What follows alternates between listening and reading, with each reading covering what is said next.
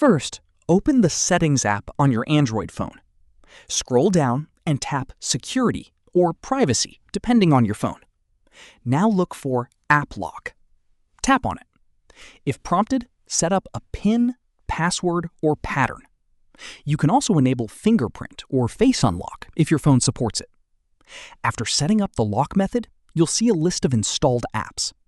Turn on the toggle next to each app that you want to lock.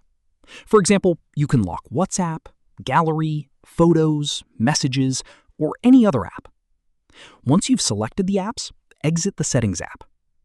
Now try opening one of the locked apps. Your phone will ask for your PIN, pattern, password, or fingerprint before the app opens.